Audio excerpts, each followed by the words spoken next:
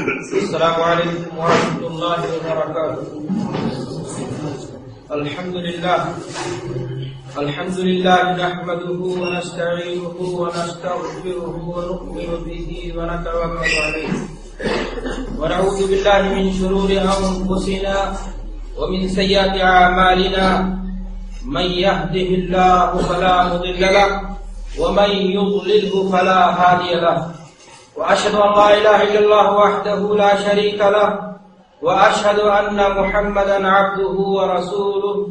أما بعد فإن خير الحديث كتاب الله وخير الهدي هدي محمد صلى الله عليه وسلم وشر الأمور محدثاتها وكل محدثة بدعة وكل بدعة ضلالة وكل ضلالة في النار. قال الله تعالى في القرآن المجيد: أعوذ بالله من الشيطان الرجيم. بسم الله الرحمن الرحيم. والعصر إن الإنسان لفي خسر إلا الذين آمنوا وعملوا الصالحات وتواصوا بالحق وتواصوا بالصبر. حضرات علماء کرام، بزرگان محترم، کارکنان اسلامک دعوت سینٹر قبیت بریدہ، دیگر سامعین، میرے لیے انتہائی خوشی اور مسرت کی بات ہے کہ آپ جیسے غیور، دین پسند ساتھیوں، بزرگوں اور عزیزوں کی زیارت اور ان کی صحبت سے استفادے کا موقع مل رہا ہے. مزید خوشی اس بات پر ہے کہ ایک دینی موضوع پر کچھ کہنے کی بھی سعادت حاصل ہو رہی ہے. آپ کا یہ ادارہ مرکز توعیت الجاریات اسلام کا تعارف اور مسلمانان عالم کی صحیح رہنمائی کے سلسلے میں ایک امتیازی شان رکھتا ہے. یہاں پر چوٹی کے علماء، مقررین، واعظین کی آمد اکثر ہوا کرتی. آج کا یہ جلسہ اس سلسلے کی ایک کڑی تو نہیں، البتہ میں دل کی اتھاہ گہرائیوں سے آپ کو اس بات پر ضرور مبارکباد پیش کرنا چاہتا ہوں کہ ٹھنڈی کے باوجود، ڈیوٹی نہیں اوور ڈیوٹی کرنے کے باوجود، آرام کے لمحات میں سے کچھ اوقات بچا کر آپ یہاں تشریف لائے تاکہ آپ دین کی بات، اللہ اور اس کے رسول کی بات کو سنیں، سمجھیں اور اس پر عمل کرنے کی کوشش کریں.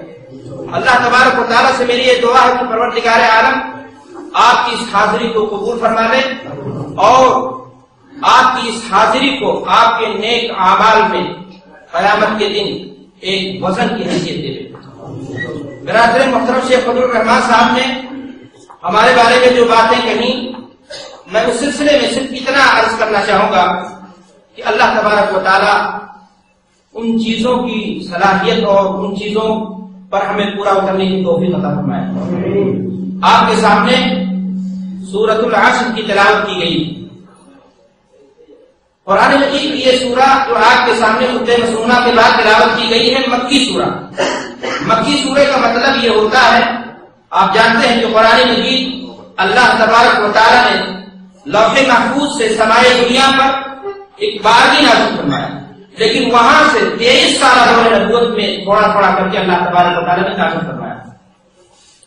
جو صورتیں اللہ کے رسول صلی اللہ علیہ وسلم کی ہجرت مدینہ سے پہلے نازل ہوئی انہیں مکی کہا جاتا ہے، اور جو صورتیں اللہ کے رسول صلی اللہ علیہ وسلم کی ہجرت کے بعد نازل ہوئی انہیں مدنی کہا جاتا ہے. میں نے آپ سے عرض کیا کہ سورۃ العصر مکی سورہ. کل کتنی آیتیں ہیں اس میں؟ 3 آیتیں. کلمات کی تعداد محض 14.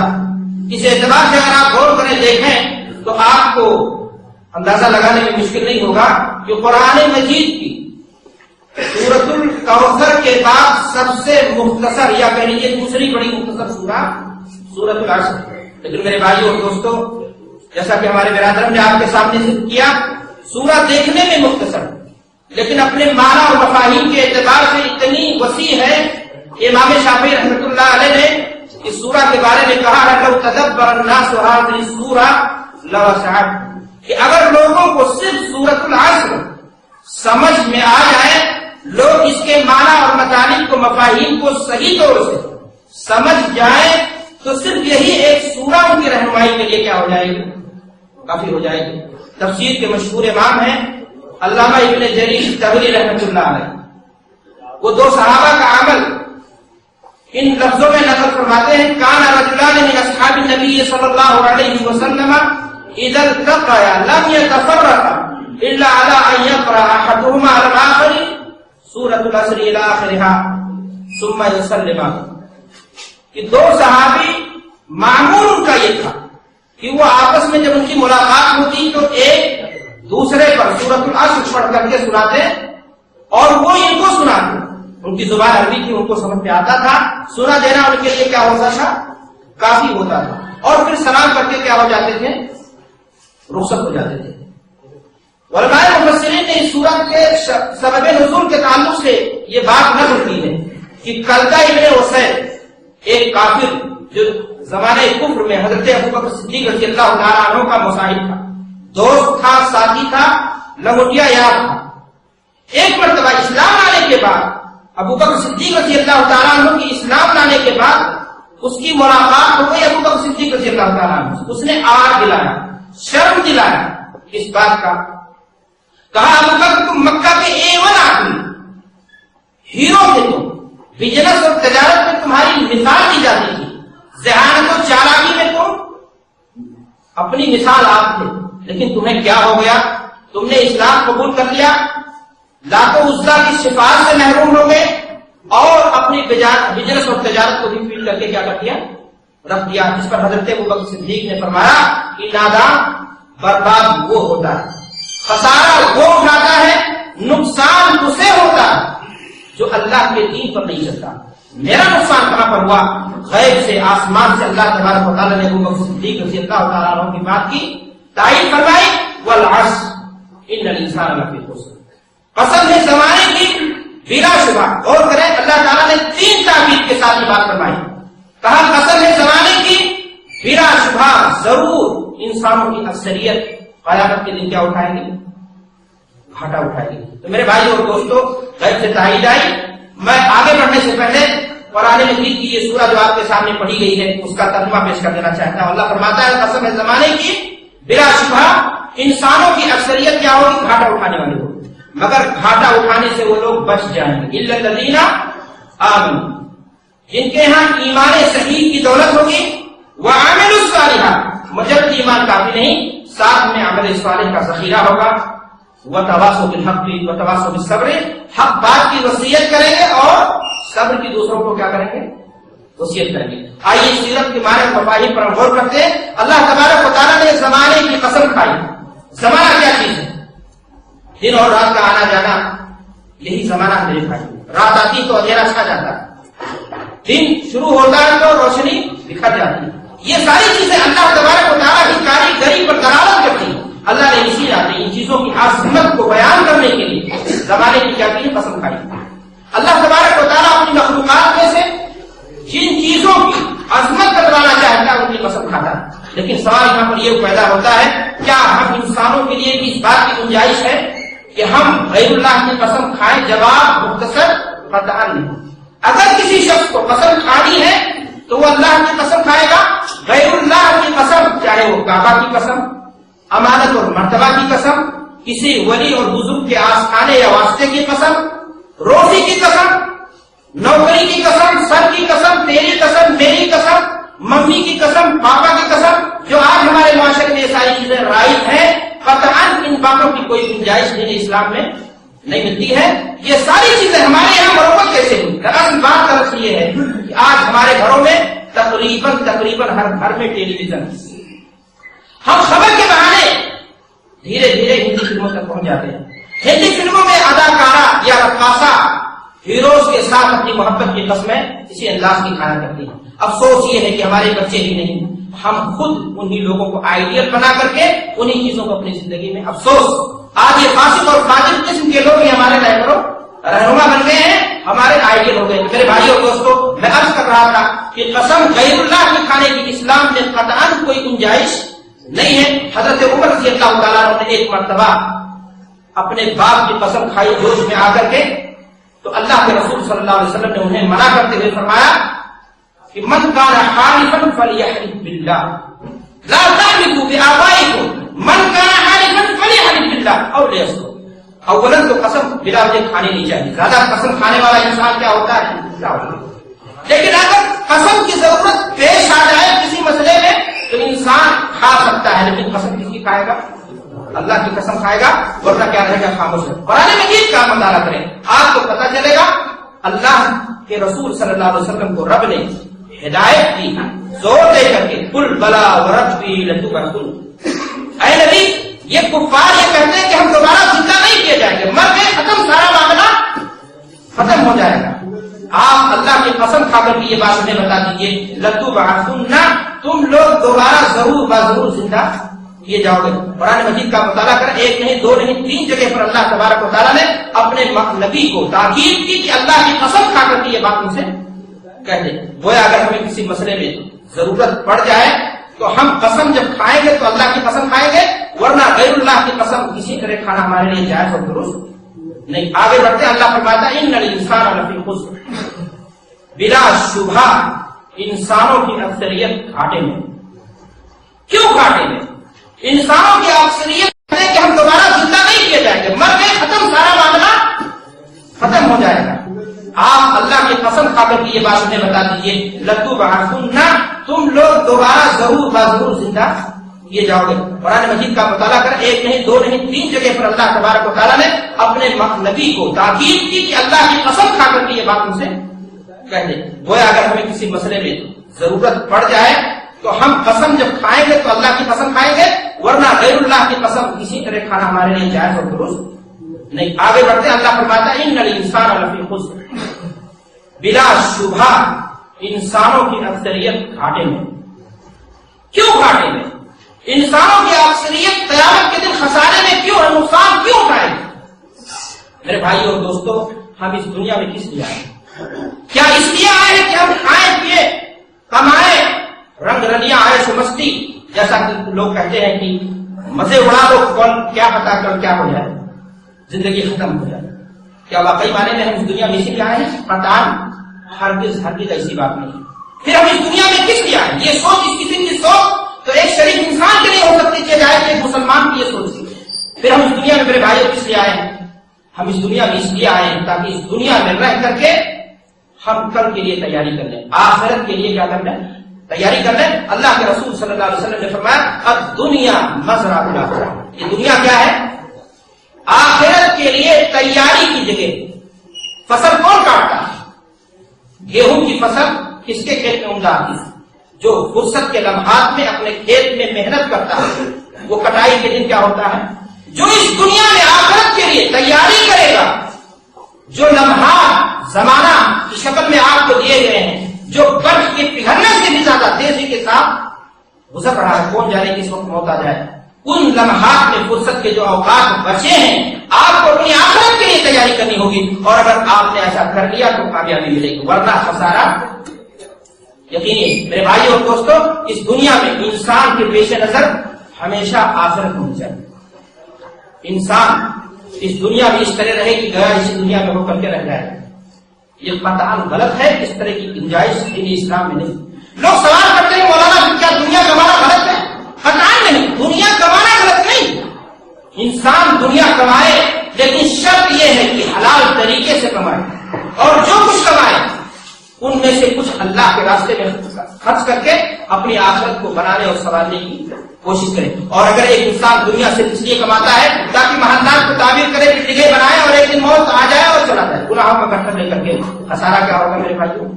یقینی ہوگا. میں نے آپ سے عرض کیا کہ اس دنیا کے اندر انسان کے پیش نظر ہمیشہ آخرت ہونی چاہیے، کیونکہ حقیقت میں اصلی کامیابی وہی ہے جو آخرت میں کیا ہو جائے؟ کامیاب ہو جائے. اللہ تبارک و تعالیٰ قرآن مجید کے اندر ارشاد فرماتا ہے فمن زحزح عن النار وادخل الجنة فقد فاز وما الحیاة الدنیا الا متاع الغرور. جو شخص آخرت سے دور ہو گیا، بچ گیا، اپنی نیک عمل کی بنیاد پر، اپنی اچھائیوں اور خوبیوں کی بنیاد پر، اللہ کی اطاعت و بندگی کی بنیاد پر جو شخص جہنم سے بچ گیا، جنت کا مستحق بن گیا، فقط فاز، وہ کامیاب ہو گئے. اور یہ دنیا کی بات ہنس رہی یہ چند روزہ زندگانی ہے جو بالآخر ایک نہ ایک دن کیا ہو جائے گی، ختم ہو جائے گی۔ میرے بھائیو اور دوستو، اس دنیا میں انسان اس انداز سے نہیں رہنا چاہیے کہ گویا اسی دنیا ہی میں رہ جانا۔ یہ دنیا آخرت سے پہلے وہ منزل ہے جہاں انسان تھوڑی دیر کے لیے کیا کرتا ہے، سستاتا ہے، آرام کرتا ہے۔ اللہ تبارک و تعالیٰ نے قرآن مجید کے اندر ارشاد فرمایا، یا قوم انما هذه الحیات الدنیا متاع وان الآخرۃ ہی دار القرار، کہ اے لوگوں، یہ دنیا کی زندگی چند روزہ سامان ہے، یہ ضائع ہو جانے والی، فنا ہو جانے والی، ختم ہو جانے والی ہے، اور آخرت کی زندگی جو شروع ہونے والی ہے وہی حقیقی زندگی۔ لوگ کہتے ہیں مر گیا سارا معاملہ ختم نہیں ہو گیا، مرنے کے بعد بھی حقیقی زندگی کی آپ نے کیا کری ہے، شروعات کی ہے۔ یا تو جنت ملے گی یا تو پھر اب جہنم ملے گی۔ انسان اس دنیا میں اس انداز سے جیے گویا اسی دنیا میں رہے گا اور دنیا سے جانا نہیں۔ قطعاً میرے بھائیو اور دوستو، اس بات کی گنجائش ہے، اللہ کے رسول صلی اللہ علیہ وسلم نے اس دنیا کی زندگی کے بارے میں فرمایا، ما هي الدنیا ما انا في الدنيا الا كرجل استظل تحت شجرة ثم راح وتركها، کہ مجھے دنیا سے کیا مطلب، دنیا میں ایک انسان کی مثال ایسے ہے، کیسے کہ مسافر ایک لمبا سفر کر رہا ہے، کئی دنوں کا سفر کر رہا ہے، دھوپ کی گرمی کی بنیاد پر راستے میں اس کو ایک سایہ دار درخت نظر آ جاتا ہے، وہ انسان وہاں تھوڑی دیر کے لیے ٹھہر کر کے آرام کر لیتا ہے، لیکن ٹھہرتا کتنی دیر تک، بہت مختصر سا پڑا ہوتا ہے، اس کے بعد اپنا سفر جاری کرتا ہے۔ اللہ کے رسول صلی اللہ علیہ وسلم نے اس دنیا کی زندگی کی مثال گویا اس مسافر کی سی دی ہے جو تھوڑی دیر کے لیے ٹھہر کر کے آرام کرتا ہے۔ میرے بھائیو اور دوستو، اس دنیا میں ہم تھوڑی دیر کے لیے آئے ہیں، آخری زندگی وہی ہے جہاں ہمیشگی کی زندگی ہوگی، اور اس لیے آئے ہیں تاکہ یہاں ہم آخرت کے لیے کیا کر لیں، تیاری کر لیں، اور اگر تیاری نہیں کری تو یقیناً ناکامی کیا ہوگی، لازمی ہے۔ میرے بھائیو اور دوستو، موت یقینی چیز، اس دنیا کے اندر کوئی بھی چیز اتنی یقینی نہیں جتنی یقینی بات یہ ہے کہ موت بالآخر ایک نہ ایک دن آئے گی۔ دنیا میں بہت سارے فلاسفہ پیدا ہوئے، عجیب عجیب قسم کے انسان پیدا ہوئے جنہوں نے مختلف نظریات پیش کیے، لیکن دنیا میں آج تک کوئی ایک شخص ایسا نہیں پیدا ہوا جو اس بات کا دعویٰ کر سکے کہ سامنے والا آدمی جو بیٹھا ہو کبھی نہیں مرے گا۔ اس دنیا میں موت کے بارے میں آج تک کسی نے انکار نہیں کیا، لوگوں نے اللہ کے وجود کا انکار کر دیا، دہریہ قسم کے لوگوں نے اللہ کے وجود کا انکار کر دیا، لیکن موت سے انکار ان کے لیے بھی ممکن نہیں ہو سکا۔ اگر آج سائنس ترقی کر گئی، ٹیکنالوجی بہت ہائی ہے، لیکن کسی سے پوچھو سامنے والا انسان جو بیٹھا ہے وہ گھر پہنچ پائے گا یا نہیں، ذرا بتا دو، اس بارے میں آج کیا ہے، خاموشی ہے۔ لیکن میرے بھائیو اور دوستو، جتنا موت یقینی اتنا ہی آج اگر دیکھا جائے کہ انسان اس موت کی تیاری سے کیا ہے، بے خبر ہے، جیتا ہے جتنا جیتا ہے، صبح سے لے کر کے بستر پر آنے تک اس کی زندگی کا خلاصہ کوشش پوری قسم اگر آپ دیکھیں گے تو دنیا کی کمائی میں لگا دیتا ہے، حتیٰ کہ بستر پر جب آتا ہے اس وقت بھی موت نہیں آتی ہے، نہ موت کے لیے تیاری کرنے کی سوچتا ہے، بلکہ اس وقت بھی اس کی کوشش پوری یہی ہوتی ہے کہ کل کیا کرنا ہے مجھے، سارا پلان بنا لیتا ہے۔ انسان اس دنیا کی زندگی میں اگر آپ دیکھو گے تو میں نے کہا ڈیوٹی ہی نہیں، اوور ٹائم، کتنا کام کا بوجھ، انسان اگر چھوڑتا ہے تو نماز کو چھوڑتا ہے، لیکن اپنی ڈیوٹی میں کوئی کمی، اوور ٹائم میں کوئی کمی نہیں کر پاتا ہے۔ اگر اس نے 1 ریال پانا ہے، 5 ریال زائد پانا ہے، اس نے نماز کو قربان کر دینا ہے، لیکن 5 ریال چھوڑ کر کے نماز کے لیے، جبکہ اللہ کے رسول صلی اللہ علیہ وسلم فرماتے ہیں کہ ایک وقت کی عصر کی نماز اگر چھوٹ گئی، کان نما ہو تیرا مالہ، اولاد تباہ ہو جائے، فیکٹری میں کارخانے میں کوئی آگ لگ جائے، بھسم ہو جائے، اتنا بڑا نقصان انسان کا ہو جائے، یہ نقصان دین اور شریعت کی نگاہ میں معمولی ہے بمقابل اس نقصان کے کہ ایک انسان کی نماز چھوٹ جائے۔ لیکن میرے بھائی اور دوستو، انسان آج دنیا میں اگر چھوڑتا ہے تو دین کو چھوڑتا ہے۔ میں نے عرض کیا کہ اللہ تعالیٰ قرآن مجید کے اندر ارشاد فرماتا ہے، ان الانسان لفی خسر، انسان اس دنیا میں کیا اٹھائے گا، انسانوں کی اکثریت اس دنیا میں کیا اٹھائے گی، گھاٹا اٹھائے گی۔ کیوں؟ اس لیے کہ دنیا میں انسان جب تک جیتا ہے، شب و روز اس کے جس میں گزرتے ہیں، دنیا کمانے کے اندر گزرتے ہیں، اور اسے کوئی نہ کوئی پریشانی لاحق ہوتی ہے۔ انسان اس دنیا کے اندر جتنی گوشت، جتنی ذمہ داری اللہ نے اسے نہیں دی، اس سے زیادہ لوگ اپنے آپ کو دے کر کے اپنی ہڈیوں کو چکھاتا ہے، اور بلاخر ایک دن موت آ جاتی ہے، اور گناہ کا گٹھر لے کر کے اللہ کی جناب میں بھی کیا ہوتا ہے، پہنچ جاتا ہے. نتیجہ یہ ہوتا ہے کہ خسارہ یہاں بھی اٹھایا, نقصان یہاں بھی اٹھایا, اپنے آپ کو لوٹ اتنا دیا جتنا لوٹ دینے کا ہو. اللہ نے اس پر بوجھ نہیں ڈالا تھا, اور جب اللہ کی جناب میں گیا تو گناہوں کا گٹھر لے کر کے گیا, یا پھر سرے سے اس کی موت کفر پر ہو گئی اور اس جہنم کا کیا بن گیا, حصہ بن گیا. لیکن میرے بھائی اور دوستو, اس خسارے سے, گھاٹے سے وہ لوگ نجات پا جائیں گے. کون لوگ نجات پا جائیں گے؟ جن کے اندر 4 چیزیں پائی جائیں گی. اللہ تعالیٰ نے فرمایا والعصر ان الانسان لفی خسر الا الذین آمنوا. اس گھاٹے سے, اس خسارے سے 4 لوگ وہ لوگ نجات پا جائیں گے جن کے اندر 4 صفتیں پائی جائیں گی. کون سی چیز؟ جن کے یہاں ایمان صحیح کی دولت ہوگی. ایمان کیا چیز ہے میرے بھائی؟ ایمان کس چیز کا نام ہے؟ دیکھیے, کلمہ لا الہ الا اللہ محمد رسول اللہ کا اقرار اگر دل کی گہرائیوں سے اللہ کی وحدانیت کو تسلیم کرتے ہوئے کوئی شخص زبان سے کلمے کا اقرار کر لیتا ہے تو اجمالی طور سے اسے ایمان حاصل ہو گیا. لیکن تفصیلی ایمان کی بڑی میرے بھائیوں کے آئیے قرآن اور حدیث میں تفصیل آئی ہے, اور اللہ کے رسول صلی اللہ علیہ وسلم نے ایمان تفصیلی کی کا ذکر ایک حدیث کے اندر کیا ہے, اور قرآن مجید کی آیات میں بھی اس کا ذکر آتا ہے. اللہ تبارک و تعالیٰ قرآن مجید کے اندر ارشاد فرماتا ہے یا ایھا الذین آمنوا باللہ ورسولہ والکتاب الذی نزل علی رسولہ والکتاب الذی انزل من قبل ومن یکفر باللہ وملائکتہ وکتبہ ورسلہ والیوم الآخر فقد ضل ضلالا بعیدا. کہ اے لوگوں جو ایمان لائے ہو, تمہیں ایمان کن کن چیزوں پر لانا ہے؟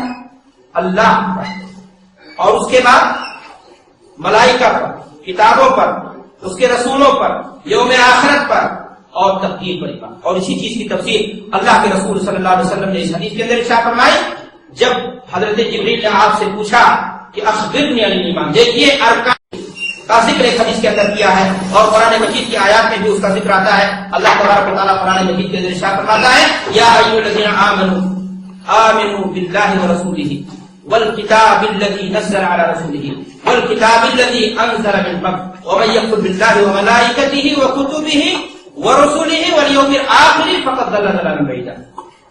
کہ اے لوگوں جو ایمان لائے ہو, تمہیں ایمان کن کن چیزوں پر لانا ہے؟ اللہ پر, اور اس کے بعد ملائکہ پر, کتابوں پر, اس کے رسولوں پر, یوم آخرت پر, اور تقدیر پر ایمان. اور اسی چیز کی تفصیل اللہ کے رسول صلی اللہ علیہ وسلم نے اس حدیث کے اندر ارشاد فرمائی جب حضرت جبریل نے آپ سے پوچھا کہ اخبرنی عن الایمان. دیکھیے ارکان اسلام 5 ہیں, کلمہ شہادت, نماز, روزہ, زکات اور حج. لیکن ارکان ایمان کتنے ہوئے؟ 6. کون سی چیز پہلی ہوگی؟ ایمان باللہ, ایمان بالرسول, ایمان بالکتب, اور اس کے بعد ایمان بالملائکہ, فرشتوں پر ایمان, اور پھر آخرت پر ایمان, تقدیر پر ایمان. 6 چیزیں جب جا کر کے انسان کے ہاں صحیح طور سے ہوں گی تو اس کا ایمان مکمل ہوگا, اور پھر وہ جو ہے کیا نام ہے کامیابی کی طرف رواں ہوگا. پہلی چیز میں نے آپ کے سامنے شروع کی کہ ایمان باللہ. ایمان باللہ کسے کہتے ہیں میرے بھائیوں؟ کیا اللہ ہم کو ایک مان لینا کہ اللہ اپنی ذات میں ایک ہے, یکتا ہے, یہ کافی ہو گیا؟ اتنا ایمان تو ہندوستان کا مشرک بھی مانتا ہے, وہ بھی ایشور کہتا ہے, ایک مانتا ہے. کیا اس ناطے وہ مشرک ہے کہ وہ ایشور کہتا ہے, دوسرا گاڑ کہتا ہے اسے اللہ کہتے ہو؟ نہیں. پھر کیا معاملہ ہے, کیا فرق ہے؟ آپ جہاں اللہ کو اس کی ذات میں ایک مانتے ہیں, ایمان باللہ کا مطلب یہ ہوا کہ جہاں اللہ کو آپ اس کی ذات میں ایک مانتے ہیں, وہیں صفات میں ایک مانیے, وہیں قدرت میں ایک مانیے, وہیں اختیار میں ایک مانیے. جو نام اللہ کے وہ دوسروں کے نہیں ہو سکتے, جو اختیارات اللہ کے وہ دوسروں کے نہیں ہو سکتے, جو صفات اللہ تبارک و تعالیٰ نے اپنی ذات کے لیے خاص کی ہیں وہ صفات دوسروں کے اندر پائی نہیں جا سکتی. اب اگر کوئی شخص اللہ کی ذات میں ایمان رکھتا, اللہ کو ایک مانتے ہوئے بھی اللہ کی صفات میں گڑبڑی کرتا ہے, قدرت اور اختیارات میں گڑبڑی کرتا ہے, کسی کو داتا گنج بخش کہتا ہے, کسی کو مشکل کشا سمجھتا ہے, تو پھر مشرک ہوگا یا نہیں ہوگا؟ ایمان میں صحت لگ گیا یا نہیں لگا؟ یقیناً لگ گیا, اور خرابی اس کے لیے, ناکامی اس کے لیے قیامت کے دن لازم ہو جائے گی. میرے بھائیو اور دوستو, اللہ کے رسول جناب محمد عربی صلی اللہ علیہ وسلم نے مکہ کے جن کافروں کو, جن مشرکوں کو آپ نے دعوت دی تھی, کیا وہ اللہ کی وحدانیت کو تسلیم نہیں کرتے تھے؟ وہ بھی اللہ کو نہیں مانتے.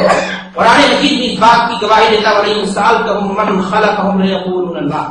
کہ اے نبی اگر ان سے آپ پوچھو کہ ان کو پیدا کس نے کیا تو یہ بتائیں گے کہ اللہ نے پیدا کیا. یہی نہیں بلکہ وہ اللہ کو رب بھی مانتے تھے, روزی رسا بھی مانتے تھے. جب اللہ کو خالق بھی مانتے تھے, اللہ کو روزی دینے والا بھی مانتے تھے, وہ یہ بھی مانتے تھے کہ آسمان اور زمین کی بادشاہت اللہ کے حق میں ہے, تو آخر وہ کون سی چیز ہے جس کی بنیاد پر وہ مشرک قرار پائے؟ میرے بھائیو دوستو, یہی وہ نقطہ ہے جو اگر آپ غور کر لیں تو ایمان باللہ کا مفہوم آپ کے سامنے واضح ہو جائے گا, اور شرک کی حقیقت کیا ہو جائے گی؟ واضح ہو جائے گی کہ وہ اللہ کو ایک مانتے ہوئے, اللہ کی عبادت کرتے ہوئے پیشانی کو اپنے معبودوں کے سامنے بھی جا کر کے دکھا دیتے تھے. وہ مشکل کی گھڑی میں تو صرف اللہ کو پکارتے تھے. جب ان کی کشتیاں بخار میں طوفان میں غرقاب ہونے لگتی تھی تو وہ اللہ کو پکارتے تھے, لیکن جب خوشی کے علامات انہیں میسر ہوتے تھے تو اللہ پر چڑھاوا چڑھانے کے ساتھ ساتھ غیر اللہ کو بھی کیا کرتے تھے؟ وہ پوجنے لگتے تھے. اسی ناطے انہیں شرک کیا, مشرک کہا گیا. اگر آج موجودہ مسلمان کے جو حالات میرے بھائیوں آپ اگر دیکھو تو کیا آپ کو کوئی فرق نظر آئے گا؟ وہ ایک طرف مسجد میں جا کر کے اللہ کے سامنے پیشانی کو جھکا کر اللہ سے اپنی ضرورتوں کی فریاد کرتا ہے, لیکن جب اس کی مانگی ہوئی مرادیں بظاہر پوری نظر نہیں آتی ہے تو آسمانوں پر جا کر کے دستک دیتا ہے, وہاں جا کر کے اولاد کی بھیک مانگتا ہے, نوکری کی بھیک مانگتا ہے, قسمت کے بنانے اور بگاڑنے کا سوال کرتا ہے, بہت ساری وہ چیزیں مانگتا ہے جو اللہ تبارک و تعالیٰ نے اپنی ذات کے لیے خاص کی ہیں. ایمان باللہ کا مکمل کہاں سے؟ آپ نے اللہ پر صرف ذات پر ایمان لایا, لیکن قدرت پر اور دیگر جو چیزیں اللہ نے اپنے لیے صفات رکھی ہیں اس پر آپ کا ایمان کیا ہو گیا؟ سیٹ لگ گیا, اور نتیجہ قیامت کے دن کیا ہوگا؟ یقیناً گھاٹا اٹھانے کا ہوگا. تو میرے بھائی اور دوستوں, میں نے آپ سے بتایا کہ ایمان مکمل ہوتا ہے 6 چیزوں سے. اول بات ہے ایمان باللہ, اور دوسری چیز ہے ارکان ایمان میں دوسری اہم اور بنیادی چیز ہے, کیا چیز ہے؟ ایمان بالرسول, کہ آپ اللہ کے رسولوں پر ایمان لائیں. اس بات پر آپ کا ایمان ہونا چاہیے کہ اللہ تبارک و تعالیٰ نے ہم انسانوں کی ہدایت اور رہبری کے لیے اس دنیا کے اندر اللہ تبارک و تعالیٰ نے بے شمار انبیاء کرام کو مبعوث کیا. کچھ نبی تھے, کچھ رسول تھے. ہر کسی کی زندگی اپنے اپنے دور کے مسلمانوں کے لیے آئیڈیل اور رہنما اور مثال کی تھی. بعض رسولوں کو, بعض لوگوں کو اللہ نے رسولوں پر کیا کی؟ فضیلت دی. 5 اولو العزم رسول ہوئے, عیسیٰ ہوئے, موسیٰ ہوئے, حضرت ابراہیم ہوئے, اللہ کے رسول ہوئے. میں آپ کے سامنے یہ بتانا چاہتا ہوں کہ ایمان بالرسل گویا آپ کا ایمان ہونا چاہیے کہ یہ مقدس گروہ جنہیں اللہ تبارک و تعالیٰ نے اس دنیا میں بھیجا تھا ہماری ہدایت کے لیے, ان پر اجمالی ایمان, جن کا نام معلوم ہے اور جن کے بارے میں مختصر چیز ہے, اور جن کا نام معلوم ہے ان کے نام کے ساتھ, اور اللہ کے رسول حضرت محمد رسول اللہ صلی اللہ علیہ وسلم پر ہمارا ایمان کیا ہوگا؟ تفصیلی ہوگا. اب اگر آپ نبیوں میں سے کسی نبی کا انکار کر دیں, رسولوں میں سے کسی رسول کا انکار کر دیں, تو پھر ایسی صورت میں ایمان بالرسول آپ کا مکمل نہیں ہوگا. حضرت نوح کی قوم نے صرف نوح علیہ السلام کو جھٹلایا تھا, لیکن قرآن مجید میں اللہ تبارک و تعالیٰ ان کے بارے میں فرماتا ہے کہ انہوں نے کیا کیا؟ انہوں نے پورے رسولوں کو جھٹلا دیا. تو میرے بھائیوں اور دوستوں, آپ کا ایمان بالرسول مکمل ہونا چاہیے, لیکن ایمان بالرسول میں اور بہت ساری چیزیں آتی ہیں. آپ رسولوں پر ایمان میں یہ بات بھی شامل ہے کہ آپ اس بات پر ایمان اور عقیدہ رکھیں کہ یہ اللہ تبارک و تعالیٰ نے جنہوں انسانوں کی ہدایت کے لیے بھیجا وہ سب کیا تھے؟ بشر تھے, انسان تھے, ہماری طرح کھاتے پیتے تھے, شادیاں اور بیاہ کر رکھی تھیں, ان کے پاس بچے پیدا ہوئے. وہ اللہ نے منصب نبوت اور رسالت کے ذریعے ان کے مقام پر مرتبے کو کیا کر دیا؟ غلط کر دیا. اگر کوئی شخص رسول کو رسول مانتے ہوئے کوئی کہے کہ رسول انسان نہیں ہوتے, وہ انسانوں سے فوق کر کوئی چیز ہوتے ہیں, وہ اللہ تعالیٰ کے جو اختیارات کی چیزیں ہیں اس میں سے کچھ میں قدرت اور دسترس رکھتے ہیں, وہ جسے چاہے نماز میں, جسے چاہے بیٹا دے دیں, جسے چاہے بچی دے دیں, جس کی چاہے قسمت بنا دیں, تو ایمان بالرسول میں آپ کے یہاں سیل رکھ گیا, اور قیامت کے دن خسارہ کیا ہو جائے گا؟ یقین ہوگا. جہاں میرے بھائیوں آپ اس بات پر ایمان رکھیں رسولوں کے ایمان کے سلسلے میں کہ رسول انسان ہوتے ہیں, وہیں آپ کو اس بات پر بھی ایمان رکھنا ہوگا کہ انبیاء کو عوارض بشری, انسانی بنیادوں پر جو چیزیں عام انسانوں کو پیش آتی ہیں, مثلا تکلیف, بیماری, پریشانی, دکھ اور درد کے وقت مشکل پریشانی محسوس کرنا اور خوشی کے لمحات میں مسکرانا, یہ ساری چیزیں اللہ کے رسول صلی اللہ علیہ وسلم ہی کو نہیں بلکہ آپ سے پیش کر سارے رسولوں کو بھی ہوا پڑتی تھی، اور اس سلسلے میں نصوص واضح طور سے موجود ہیں کہ اللہ کے رسول صلی اللہ علیہ وسلم کو بھی پریشانی آئی، آپ کو بھی بیماری لاحق ہوئی، آپ کے بھی دندان مبارک شہید ہوئے، آپ کی عفت ناک بیوی پر زنا جیسے بدترین الزام کو عائد کیا گیا، آپ کو تکلیف محسوس ہوئی۔ غزوہ بدر کے قیدیوں کو اللہ کے رسول صلی اللہ علیہ وسلم کے جب سامنے پیش کیا گیا اور رہائی کے لیے جب فدیہ کی بات آئی تو حضرت زینب نے اپنے شوہر کی رہائی کے لیے رسول کی بیٹی نے وہ ہار بھیجا جو بوقت رخصتی ان کی ماں خدیجہ نے دیا تھا۔ اللہ کے رسول صلی اللہ علیہ وسلم نے جب ہار دیکھا تو آپ کی آنکھیں ڈبڈبا گئی۔ یہ ساری چیزیں اس بات کو دلالت کرتی ہیں کہ انبیاء کو بھی عوارض بصری پیش آتے تھے۔ اگر کوئی شخص رسول کو رسول مانے اور ساتھ میں یہ کہے کہ یہ انسان نہیں، اللہ کی مخلوقات میں نہیں، یا اور کوئی چیز ان کو دے، خدائی صفات دے، تو پھر ایسی صورت میں ایمان بالرسول کا معاملہ اس کا کیا ہوگا؟ گڑبڑ ہوگا، اور قیامت کے دن خسارہ اس کے لیے میرے بھائی کیا ہوگا؟ لازمی ہوگا۔ تیسری چیز ایمان کے، میں نے آپ سے کہا کہ ارکان ایمان 6 چیزوں پر شامل ہے۔ میں نے آپ سے عرض کیا ایمان باللہ، دوسری بات آپ کے سامنے رکھی میں نے ایمان بالرسل، اور تیسری چیز ہے ایمان بالکتب۔ آپ اس بات پر ایمان رکھیں کہ اللہ تبارک و تعالیٰ نے آسمان سے کتابیں دی انسانوں کی ہدایت کے لیے، جنہیں گاڈ بک قانون کی کتاب کر سکتے ہیں۔ ان کتابوں میں سے بہت ساری کتابوں کا ذکر ملتا ہے، مثلا توریت ہے، زبور ہے، انجیل ہے، صحف ابراہیم ہے، صحف موسیٰ ہے، قرآن ہے، آخری دستور کی کتاب نچوڑ سب کا۔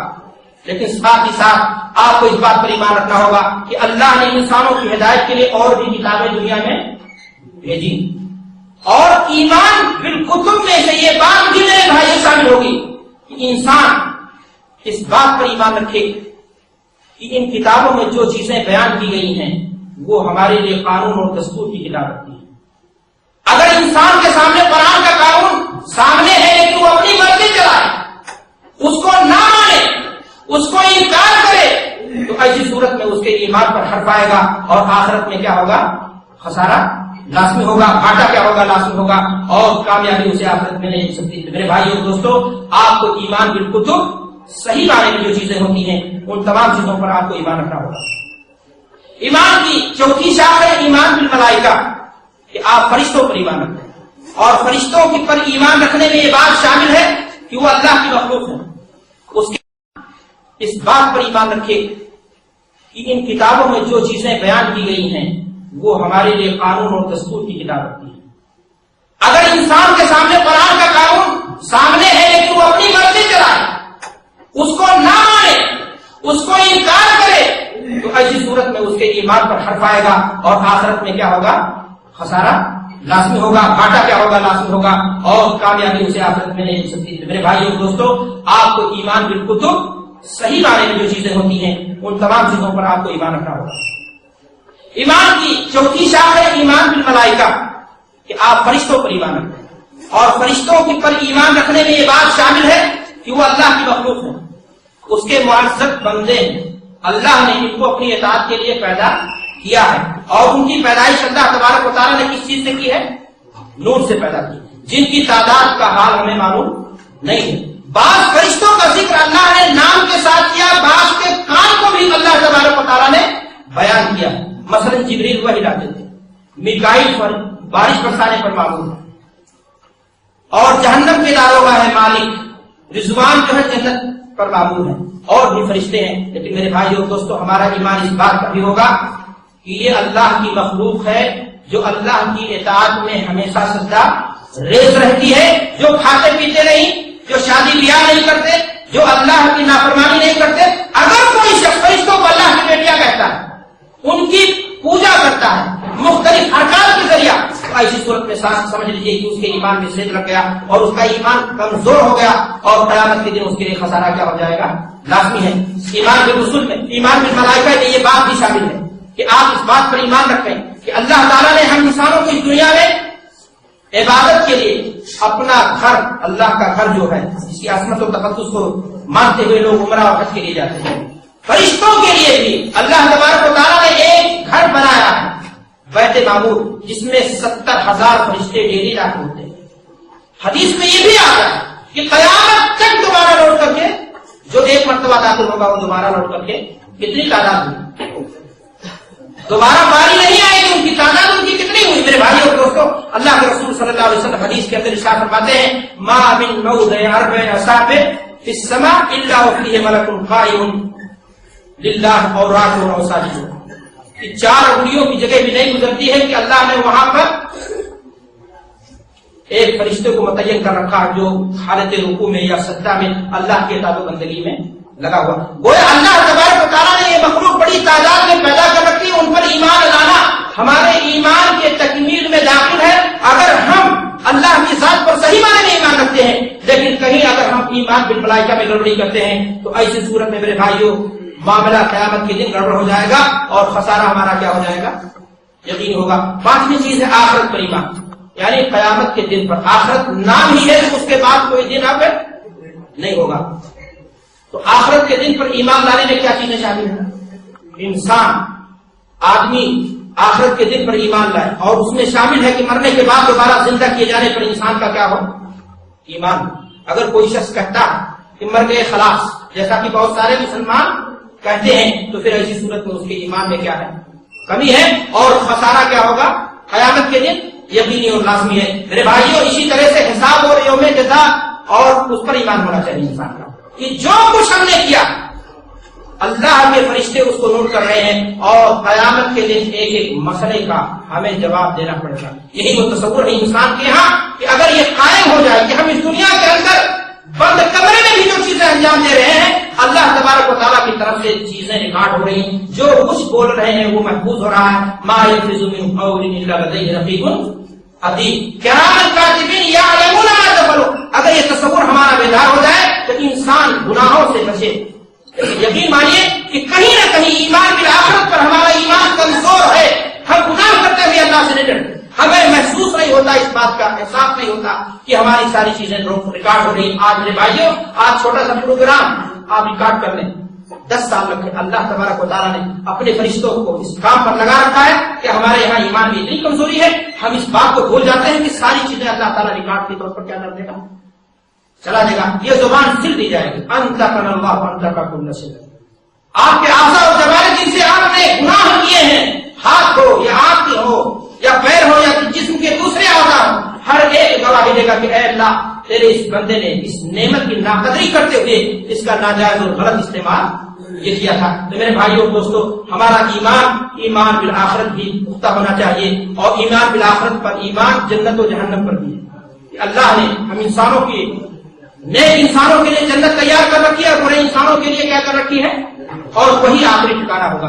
اگر کوئی شخص انکار کرتے جنت کا جہنم کا تو پھر ایسی صورت میں وہ ایمان میں اس کے سیل رکھ گیا، اور قیامت کے دن آخرت میں اس کا لیے گھاٹا کیا ہو جائے گا؟ یقین ہو جائے گا. اسی طرح میرے بھائیوں ایمان کی چھٹواں رکن کیا ہے؟ تقدیر پر ایمان. تقدیر پر ایمان اس بات پر شامل ہے کہ انسان اجمالی ایمان لائے اور تفصیلی ایمان لائے. اللہ تبارک و تعالیٰ کو ازلی علم ہے، ابدی علم ہے ہر چیز کا، لیکن انسان تقدیر کے سہارے بیٹھ کر کے اپنے ہاتھ پاؤں بند کر کے رک جائے، کہے سب کچھ تقدیر میں لکھا. حضرت عمر رضی اللہ تعالیٰ عنہ کے سامنے مسئلہ پیش آیا، کسی چور کے ہاتھ کاٹنے کا واقعہ پیش آیا تو اس نے کہا اٹھ جائیے. حضرت عمر نے فرمایا کہ بہو کیا کہنا چاہتے ہو؟ کہا چوری میری قسمت میں مقدر میں لکھا تھا، اس وجہ میں نے چوری کیا، کوئی غلطی نہیں کی. جبریہ کی طرح عقیدہ رہا ہوگا اس کا. میرے بھائی حضرت عمر نے بھی اسی طرح جواب دیا یہ بھی تمہاری تقدیر میں لکھا کہ تمہارا ہاتھ ہے کاٹ لیا جائے. تو انسان تقدیر پر ایمان رکھے، یعنی کوششیں بسیار کے بعد، لاکھ محنت کے بعد، استخارے کے بعد انسان نے کوشش کی، محنت کری، کوئی کام انجام دیا، لیکن پھر بھی رزلٹ بظاہر اگر آپ کو الٹا نظر آ رہا ہے تو آپ یہاں پر تقدیر پر ایمان لے آئیے کہ اللہ کی مرضی ایسے ہی ہے اور اسی میں ہمارے لیے کیا ہے بہترین. آسان تک رہو شہر ہوا خیر لکم. انسان بسا اوقات بظاہر اپنے لیے ناکامی دیکھتا ہے، کہتا ہے کہ میں ناکام ہو گیا اور ہم نے اتنی محنت کی، ساری محنت ہماری جو ہماری ضائع برباد ہو گئی. لیکن میرے بھائیوں اور دوستوں بات کے تجربات یہ بتاتے ہیں کہ انسان کے لیے اللہ تعالیٰ نے جو کچھ کیا تھا وہی اسی کے لیے اس میں خیر اور بہتری. مثال کے طور پر انسان ایک عورت سے شادی نہیں کرنا چاہتا لیکن دباؤ میں شادی ہو جاتی، اس کی شکل سے وہ مطمئن نہیں ہے یا اور کوئی مسئلہ، لیکن وہ جب شادی ہو جائے تو پھر اللہ کی ایک بندی سمجھ کر کے یہ سمجھے کہ یہ بھی کسی کی بیٹی، اگر میں نے طلاق دے دی تو اس کا دل دکھی ہو جائے. آپ نے برداشت کر دیا اور آپ کو اللہ ایسی اولاد اس سے دے دے جو آپ کا نام دین اور دنیا دونوں میں کیا کر دے، تو تقدیر پر ایمان میرے بھائیوں. اور ان 6 چیزوں پر اگر آپ نے ایمان صحیح طور سے ثابت کیا تو پھر جا کر کی کامیابی کے لیے جو پہلا زینہ ہے ایمان باللہ، وہ آپ کا کیا ہوا، مکمل ہے. ابھی 3 چیزیں باقی ہیں. یاد رکھیے، صرف ایمان لے آنے سے کامیابی آخرت میں ملنے والی نہیں. اللہ تعالیٰ فرماتا ہے اِنَّ الَّذِينَ آمَنُوا وَعَمِلُوا الصَّالِحَاتِ، کامیابی کے لیے، آخرت میں نجات پانے کے لیے، جہنم سے آزادی اور مکتی کے لیے، جنت کا مستحق بننے کے لیے، جہاں تفصیلی طور پہ میں نے آپ کو بتایا کہ ایمان میں ان چیزوں کی ضرورت ہے. آپ کے یہاں وہ ساری چیزیں ہونی چاہیے، ساتھ میں آپ کے یہاں کیا ہونا چاہیے، عمل کی دولت بھی ہونی چاہیے. اگر عمل میں آپ تھوڑے ہو گئے، پیچھے ہو گئے، تو پھر ایسی صورت میں ناکامی آخرت میں کیا ہو جائے گی، مقدر ہو جائے گی. ایمان کیا ہے میرے بھائی؟ ایک تصوراتی چیز ہے، ایک اعتقاد ہے، ایک تصور ہے. اس تصور کا عملی جامع کیا ہے، عمل. آپ خیالوں میں لال قلعہ بنا لیجیے. کوئی انجینئر، کوئی آرکیٹیکٹ بڑی سی زمین پر خیالوں میں گھر بنا لے گا، لیکن خیالوں میں جو گھر اس نے کھروٹے بنائے ہیں وہ رہنے کے لائق نہیں. لازم ہے اس کی دیوار چنی جائے، اس میں ونڈو اور کھڑکی لگائی جائے اور اس کی پر چھت ڈالی جائے، پھر جا کر کے وہ رہنے کے لائق گھر بنے گا یا 5 اسٹار بنے گا. اسی طرح میرے بھائیوں، آپ کا ایمان جو صحیح معنی میں تھا وہ تصوراتی طور پر آپ نے اس کو مکمل کیا، لیکن مکمل کرنے کے بعد باری آتی ہے کس بات کی، عمل کی. اگر عمل میں آپ پیچھے ہو گئے تو آپ کا یہ ڈھانچہ جو ایمان کا صحیح معنی میں آپ نے تیار کیا تھا وہ آپ کا مکمل نہیں ہوا. بلکہ میں کہتا ہوں کہ عمل کے بغیر ایمان آپ کا مکمل ہوا ہی نہیں. آپ کسی ملک کے ناگرک کو اسی وقت مانے جائیں گے جب اس ملک کے قانون کو تسلیم کرتے تھے. آپ عملی طور سے بھی اس ملک کے قانون کو کیا کریں، فالو کریں. ریڈ لائٹ توڑنے کے بعد آپ یہ نہیں کرتے سڑک میں جاؤ. آپ کو کیا کیا جاتا ہے، قانون شکنی جب آپ کرتے ہیں دنیا کی عدالت میں تو آپ پر کیا معاملہ ہوتا ہے، فائن لگایا جاتا ہے، آپ جیل کی کوٹری میں ڈھکیل دیے جاتے ہیں. اللہ کا قانون جب انسان توڑتا ہے تو پتہ نہیں کیسے مطمئن ہوتا ہے کہ ہم مرنے کے بعد ہمارے لیے کوئی پریشانی کی بات. تو میرے بھائیوں اور دوستوں، آخرت کی کامیابی کے لیے جہاں اس بات کی ضرورت ہے کہ آپ کا ایمان صالح ہو، 6 ارکان جو ہیں ایمان کے اس میں آپ ٹھیک ٹھاک ہو، وہی اس بات کی بھی ضرورت ہے کہ آپ کے یہاں اعمال صالحہ کا گلدستہ آپ کے ساتھ ہو، ورنہ آخرت میں خسارہ کیا ہو جائے گا، یقینی ہو جائے گا. اور آنے مزید کا اگر آپ مطالعہ کریں تو آپ کو اندازہ لگے گا کہ اللہ تبارک و تعالیٰ نے ایک جگہ نہیں، 2 جگہ نہیں، تقریباً 45 جگہ پر مختلف اسلوب کے ذریعہ یہ بات بیان فرمائی کہ الذین آمنوا وعملوا الصالحات کی کامیابی انہیں ملے گی جن کے یہاں ایمان کا جو تصور صحیح ہوتا ہے، اس کے ساتھ ساتھ اعمال صالحہ کا جن کے یہاں کیا ہوگا، گلدستہ ہوگا. اگر کوئی شخص عمل میں پیچھے ہو گیا تو یقینی معنی میں خسارہ قیامت کے دن کیا ہوگا، لازم ہوگا، گھاٹا اسے اٹھانا پڑے گا اور وہاں کوئی چیز پانے کی نہیں ہو جائے. میرے بھائیوں اور دوستوں، آپ اگر اس مسئلے میں ذرا تفصیل میں جائیں تو آپ کو اندازہ ہوگا کہ اسلام نے بیلنس قائم کیا، اور اسلام کی یہ بہت بڑی خوبی ہے کہ اپنے تمام احکامات میں اس نے اصلاح کی. اپنے سے پیشرو جو مذاہب تھے ان میں جہاں تبدیلیوں کی ضرورت تھی اس کی تبدیلی کی احسن طریقے سے. آپ اگر دنیا کے اندر موجود جو معاشرہ ہے، جو مذاہب پائے جاتے ہیں کس بھی حالت میں، اگر ان کا آپ مطالعہ کریں تو آپ کو پتا چلے گا کہ عیسائیت کے اندر جو موجودہ کوئی شخص عمل میں پیچھے ہو گیا تو یقینی معنی میں خسارہ قیامت کے دن کیا ہوگا، لازم ہوگا، گھاٹا اسے اٹھانا پڑے گا اور وہاں کوئی چیز پانے کی نہیں ہو جائے. میرے بھائیوں اور دوستوں، آپ اگر اس مسئلے میں ذرا تفصیل میں جائیں تو آپ کو اندازہ ہوگا کہ اسلام نے بیلنس قائم کیا، اور اسلام کی یہ بہت بڑی خوبی ہے کہ اپنے تمام احکامات میں اس نے اصلاح کی. اپنے سے پیشرو جو مذاہب تھے ان میں جہاں تبدیلیوں کی ضرورت تھی اس کی تبدیلی کی احسن طریقے سے. آپ اگر دنیا کے اندر موجود جو معاشرہ ہے، جو مذاہب پائے جاتے ہیں کس بھی حالت میں، اگر ان کا آپ مطالعہ کریں تو آپ کو پتا چلے گا کہ عیسائیت کے اندر جو موجودہ ڈھانچہ ہے ان کے یہاں یہ تصور ہے کہ ایمان اگر ہے تو کرتوت جیسا بھی ہو. چنانچہ یہ قوم گناہوں کی رسیا ہی نہیں، پوری دنیا کو گناہ میں اس لیے کہ اس کے یہاں یہ تصور ہو گیا کہ ایمان اگر ہے تو پھر عمل اس پر کوئی اثر انداز نہیں ہوتا ہے. ہمارے مسلمانوں میں بھی ایسے لوگ پائے جا سکتے ہو سکتا ہے تصور یہ ہو، لیکن سچائی یہ ہے کہ ایمان عمل کا اثرات ایمان پر کیا ہوتے ہیں؟ مرتب ہوتے ہیں. اگر انسان عمل میں پیچھے ہو گیا تو مجرد ایمان اس کو فائدہ نہیں دے گا. آپ ہندوازم کو دیکھ لیجیے، ابھی نئی نئی مثالیں تازہ خبریں آپ نے دیکھا ہوگا، کوئی اسپیکر منہ پہ لگا لے رہا ہے، 50 دن بیٹھا ہوا اور بھوک سے اپنے آپ کو مار کر کے ہلکان کر کے سمجھتا ہے مکتی ہو گئی، جنت مل گئی، کلیان ہو گیا اس کا. سارے کام اس کے کھل گئے اس لیے کہ اس نے کیا کر لیا؟ کھانے پینے سے قرارہ کشی اختیار کر لی. میرے بھائی اور دوستوں، اسلام نے بیلنس دیا. ایمان کے ساتھ ساتھ ضرورت ہے کس بات کی؟ عمل کی بھی. صرف ایمان نہیں فائدہ دے گا اور صرف عمل فائدہ نہیں دے گا، بلکہ عمل ہے، ایمان نہیں ہے خسارہ. آج افسوس کی بات ہے ہمارے یہاں دیکھنے میں عام طور سے یہ آتا ہے کہ اکثر لوگوں کے یہاں نہ ایمان ہے نہ عمل ہے، لیکن کچھ ایسے ضرور ہیں جو ماشاء اللہ ایمان جو صحیح معنی میں تصور ان کے یہاں موجود ہے، لیکن عمل میں کیا ہوتے ہیں؟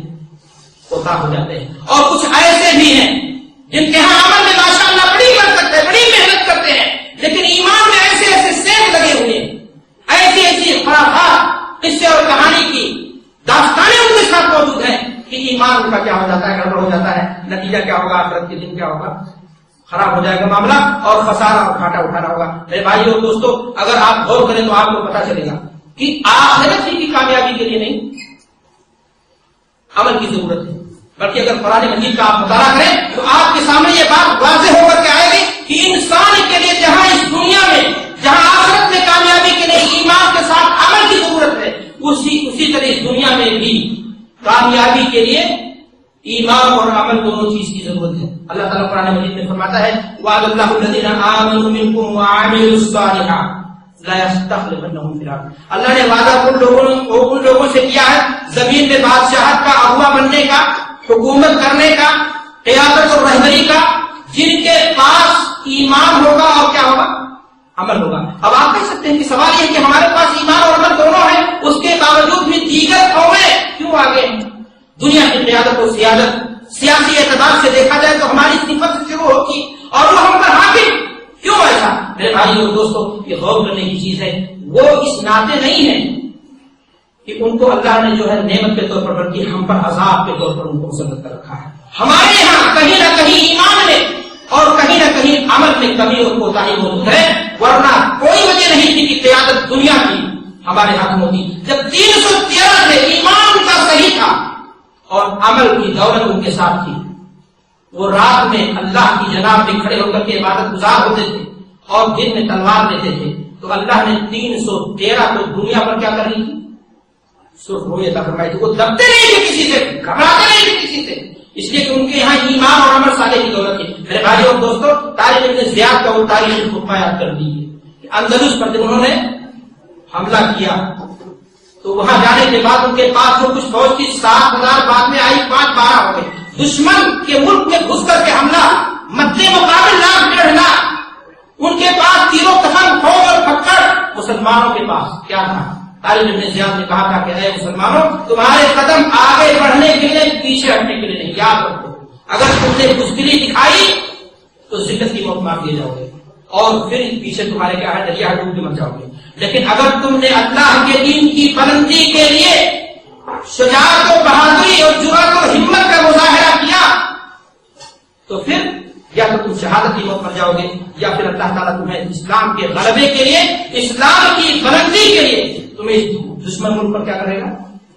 فتح دلائے گا. لیکن آخر میں جو جملہ کہا تھا وہ ہمارے کام کی چیز ہے. آج کے موضوع کے تعلق سے انہوں نے کہا تھا یاد رکھو، جو چیز تمہارے پاس ہے تمہارے دشمنوں کے پاس نہیں ہے، وہ چیز ہے ایمان اور عمل صالح کی دولت. میرے بھائی اور دوستوں، مختلف تحریکیں جنم لے چکی ہیں، دین کے نام پر قربانیاں ہم دے چکے ہیں، لیکن ہماری رسوائی، ہماری ناکامی اس ناطے نہیں کہ غیروں کے پاس بڑی بڑی آلات حرب موجود ہیں، بلکہ ہماری ناکامی اس ناطے ہے کہ کہیں نہ کہیں ہم سے فاؤل ہو رہا ہے، اور کہیں ایمان یا تو کمزوری ہے، اور اگر ایمان ہے تو ہمارے یہاں عمل ان لوگوں کے یہاں نہیں پایا جاتا ہے. میرے بھائیوں، میں نے آپ سے کہا کہ کامیابی آخرت میں اسی صورت میں ملے گی جب ہمارے یہاں کیا ہوگا؟ ایمان کے ساتھ عمل صالح کا ذخیرہ ہوگا. اور ایک بات اور بتاؤں کہ صرف عمل صالح کی بنیاد پر کامیابی نہیں ملے گی۔ ایک بات اور یاد آگے میں آپ کو بتانا چاہتا ہوں کہ مذہب اسلام نے اس سلسلے میں بات کلیئر کر دی۔ آسیہ رضی اللہ تعالیٰ عنہ، آسیہ علیہ السلام جو فرعون کی بیوی تھی، ان کو اللہ تعالیٰ جنت کی بشارت دے رہا ہے۔ اس بنیاد پر دے رہا ہے، شوہر کافر ہے، بھوکا جھوٹی خدائیت کا دعویٰ کرتا ہے، ان کو اللہ تبارک و تعالیٰ نے کیا کیا؟ جنت کی بشارت قرآن میں دے دی۔ کیوں؟ اس لیے کہ ان کے پاس کیا تھا؟ ایمان تھا اور عمل صالح تھا۔ لوط کی بیوی پیغمبر کی بیوی ہو جانا یہ شرف اور مرتبے کی چیز ہے، لیکن لوط کی بیوی کو اور نوح کی بیوی کو قرآن کیا فرما رہا ہے کہ عمل خراب کا جہنم کا حصہ بنیں گے، دنیا میں بھی رسوائی ان کا مقدر بن گئی۔ نوح کا بیٹا کس نسبت کی کمی تھی؟ میرے بھائی اور دوستو، آج کتنے لوگ ہمارے سامنے آتے ہیں جو کہتے ہیں فلاں سے بیعت ہو جاؤ، فلاں کی نسبت لے لو، فلاں کا واسطہ لے لو، اور کیا ہو جائے گا؟ عمل ہو نہ ہو، نماز ہو یا نہ ہو، روزہ ہو یا زکات ہو یا نہ ہو، ارکان اسلام محفوظ ہو یا نہ، ایمان ہمارا محفوظ ہو یا نہ ہو، بس واسطے سے ہم آسانی کے ساتھ شارٹ کٹنگ جنت میں چلے جائیں گے۔ آپ تاریخ کی مثالیں دیکھیں، اللہ کے رسول صلی اللہ علیہ وسلم کے چچا جب ایمان کی دولت سے پیچھے ہو گئے، عمل میں کوتاہی ان کے یہاں ظاہر ہوئی، تو پھر کیا مقدر بنے گا ان کا؟ جہنم ان کا حصہ بنے گا۔ تو من بتا بھی عمل ہو لم یفد بھی نہ سکو۔ میرے بھائی اور دوستو، میں آپ سے عرض کرنا چاہتا ہوں کہ جہاں ایمان ایک تصوراتی جو صحیح معنی میں ہے، جب وہ آپ کے پاس ہو جائے تو عمل کی دنیا میں آگے بڑھیے، تاکہ اللہ تبارک و تعالیٰ عمل اور ایمان دونوں کا سنگم کر کے آپ کے لیے جو ہے نتائج اس کے کیا ہو؟ اچھے اور بہتر ہو۔ صرف کامیابی ہی دونوں چیزوں پر نہیں بلکہ قرآن نے اور آگے کہا، حالانکہ اگر یہ دونوں چیزیں لاش کی تواصیل حد تواصیل سب چاہیں تو اس میں شامل کر سکتے ہیں، لیکن الگ سے اس صورت میں اللہ نے بیان کیا، اس ناطے ہم پیش کرنا چاہتے ہیں آپ کے سامنے۔ اللہ تعالیٰ فرماتا ہے کہ الا الذین آمنوا وعملوا الصالحات، آخرت میں کامیابی اور نجات ان کو ملے گی جن کے یہاں ایمان ہوگا اور کیا ہوگا؟ ساتھ میں عمل صالح، ساتھ ہی ساتھ میرے بھائیوں عمل صالح ہونے کے ساتھ ساتھ تواصیل الحق ہونا چاہیے۔ تواصیل الحق کیا چیز ہے؟ آج عام طور سے معاشرے میں یہ دیکھا جاتا ہے، کسی کو نماز کے لیے کہتے ہیں بھیا آپ پڑھنا نماز، تو دوسرے کے پیچھے کیوں پڑھا؟ یا کتنے لوگ ہیں جو نمازی ہیں، ان سے کہا جائے کہ اپنے ساتھیوں کو جواب کہتے مولانا ہمیں اپنی پڑھی، دوسرے کے پیچھے ہمیں نہیں۔ یہ غلط ہے۔ جہاں آپ حق پر چل رہے ہیں، جہاں آپ حق پر گامزن ہیں، اللہ سے دعا کیجیے ثبات قدمی کی، اس پر قائم رہیں۔ ساتھ ہی ساتھ آپ کا فرض بنتا ہے کہ دعوت دین کی یہ ذمہ داری آپ دوسروں کا اپنے بھٹکے ہوئے ساتھیوں کے لیے بھی آپ نعمت اور رحمت بن کر کے جائیں اور انہیں پیار اور محبت سے انہیں کیا کریں؟ سمجھائیں۔ ممکن ہے وہ سختی سے پیش آئے، آپ 5 ریال نہیں چھوڑو گے۔ اگر کوئی شخص آپ کا لیا ہو اور اگر آپ نے اس سے مانگا، اس نے بدسلوکی کی، تو مانگنا اس سے بند نہیں کرو گے۔ دین کا کام ایک دن کر کے ہم نے اپنے آپ کو کیا کر لیا؟ بری۔ بس ہماری مثال ایسے ہے کہ 1 ٹن پانی 1 دن ڈال دینا چاہتے ہیں۔ ڈکٹیٹر بن کر کے مت جاؤ کسی کے پاس، آپ محبت سے اپنے کمرے کے ساتھی کو سمجھاتے رہو۔ یاد رکھو کہ قطرہ قطرہ جب پانی پتھر جیسی چیز پر مسلسل گرتا ہے تو اپنے لیے جگہ، جب آپ نصیحت کے پہلو سے کسی کے سامنے گئے ہو، آپ چاہتے ہو کہ ہمارا یہ بھائی بھی جہنم کی آگ سے اس کا جسم بچ جائے جلنے سے، تو آپ پیار اور محبت سے سمجھاتے رہو۔ اگر وہ مان لیتا ہے تو فبہا و نعما، اگر نہیں مانتا تو کم سے کم آپ کو آپ کے کہنے کا ثواب ملے گا یا نہیں ملے گا۔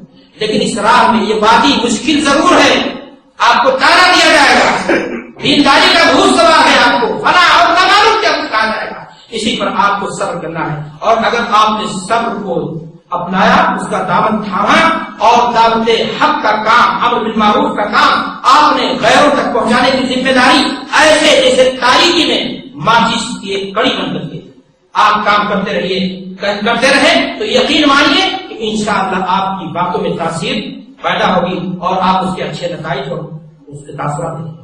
میرے بھائیوں دوستوں، میں عرض یہاں نہ کرنا چاہتا ہوں کہ ہمارے یہاں یہ کام ہو رہا ہے، لیکن گڑبڑی کہاں ہو رہی ہے کہ 1 ٹن والا حساب چاہتے ہیں ڈکٹیٹر بن کر کے کہ ہم سارا کام ایک ساتھ کر دیں۔ اللہ نے فرمایا کہ کامیابی کے لیے جہاں ایمان کی ضرورت ہے، جہاں عمل صالح کی ضرورت ہے، وہی اس بات کی بھی ضرورت ہے کہ انسان تواصی بالحق، یعنی دوسروں کو بھی حق بات کیا کرتا رہے، بتاتا رہے۔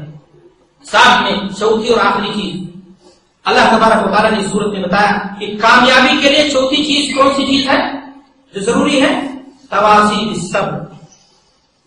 صبر کیا چیز ہے؟ اپنے نفس کو روکنا کسی ایسی چیز پر جس کو نفس کیا کرتا ہو، انکار کرتا ہو۔ روکنے کا نام کیا ہے؟ صبر ہے۔ یاد رکھو مجبوری صبر نہیں ہوتی۔ جب ظالم آپ کو پٹ رہا ہو، آپ کی بدعمالیوں کی آپ کو سزا دے رہا ہو، چاہے وہ کفیل کی شکل میں یا دوست کی شکل میں یا کسی پولیس اور دروگا تھانے کی شکل میں، اور آپ کو ٹھیک ہے میں صبر کر لیتا ہوں، جب آپ کے پاس طاقت ہی نہیں ہے تو یہ صبر نہیں۔ صبر کہتے کی قسمیں علماء نے بیان کی۔ صبر علی طاعت اللہ، ایک انسان ساتھ میں چوتھی اور آخری چیز اللہ تبارک و تعالیٰ نے اس صورت میں بتایا کہ کامیابی کے لیے چوتھی چیز کون سی چیز ہے جو ضروری ہے؟ تواضی بالصبر۔ صبر کیا چیز ہے؟ اپنے نفس کو روکنا کسی ایسی چیز پر جس کو نفس کیا کرتا ہے، انکار کرتا ہے۔ روکنے کا نام کیا ہے؟ صبر ہے۔ یاد رکھو مجبوری صبر نہیں ہوتی۔ جب ظالم آپ کو پٹ رہا ہو، آپ کی بدعمالیوں کی آپ کو سزا دے رہا ہو، چاہے وہ کفیل کی شکل میں یا دوست کی شکل میں یا کسی پولیس اور دروگا تھانے کی شکل میں، اور آپ کو ٹھیک ہے میں صبر کر لیتا ہوں، جب آپ کے پاس طاقت ہی نہیں ہے تو یہ صبر نہیں۔ صبر کہتے کی قسمیں علماء نے بیان کی۔ صبر علی طاعت اللہ، ایک انسان نیند گہری رکھتا ہے، اس کا ساتھی اسے جگاتا ہے، جگاتے رہنا چاہیے، اور ٹھنڈ ہی کڑاکی کی پڑ رہی، دل چاہتا ہے سوئے رہو، صبح ڈیوٹی پر بھی جانا، نیند کھل جاتی ہے تو پھر اس کو نیند نہیں آتی ہے، دن بھر معاملہ اس کا بوجھل ہوتا ہے، لیکن تمام چیزوں کو قربان کر کے وہ اپنے نفس کو جبر دے، اپنے نفس کو مجبور کرے اس بات کے لیے کہ وہ جماعت کے ساتھ جا کر کے نماز پڑھے، وہ اپنے آپ کو تیار کرے اور یہاں تکلیف کو برداشت کرے، یہی صبر ہے علی طاعت اللہ۔ اگر آپ نے یہ کر دیا تو یقین مانیے کہ انشاءاللہ آخرت میں کامیابی آپ کے لیے انشاءاللہ متعین ہے۔ صبر علی طاعت اللہ کے اور بھی مثالیں دی جا سکتی ہیں۔ ایک انسان مالدار ہے اور اتنا مالدار ہے کہ زکات میں اس کا لاکھوں جا رہا ہے، لیکن جب بیلنس حساب کر کے لایا گیا اور اس کے سامنے مثال آئی کہ 4 لاکھ ریال اس سال زکات میں اس کا نکل جائے گا، نفس نے چاہا کہ زکات نہ دیتا تو 4 لاکھ ہمارا کیا ہوتا، بچ جاتا، کیوں دوں، کاہے کو دوں؟ لیکن اپنے نفس کو انسان مجبور کرے کہ اللہ نے جب تجھے اتنا دیا ہے اور 2.5% اس میں سے مانگا ہے تو اس کو دینے سے بھی کر رہا ہے، اپنے نفس کو مجبور کر دے اور کہے نہیں، نفس بھلے چاہ رہا ہے کہ زکات میں نہ دوں لیکن میں زکات دوں گا تاکہ ہماری آخرت کیا رہے، صبر رہے۔ تو انسان اگر اللہ کی اطاعت پر صبر کرنے آئے تو انشاءاللہ آخرت میں کامیابی اس کے لیے کیا ہے، متعین ہے، اور اگر لالچ میں آ گیا تو پھر ایسی صورت میں ناکامی کیا ہے، متعین ہے۔ صبر کی دوسری قسم علماء نے بیان کی ہے الصبر علی محارم اللہ، اللہ نے جو چیزیں حرام قرار دی ان کے قریب نہ پھٹکے، چاہے ان چیزوں کو اپنانے کی بنیاد پر کتنا کیوں نہ فائدہ ہو، چھوڑ دینے کی بنیاد پر کتنا کیوں نقصان نہ ہو، لیکن چھوڑنے کے ہی لیے اپنے نفس کو کیا کریں، تیار کریں۔ مثال کے طور پر آج کی دنیا تجارت اور بزنس کیا ہمارے سامنے بہت سارے لوگ جو بزنس اور تجارت میں آگے ہیں۔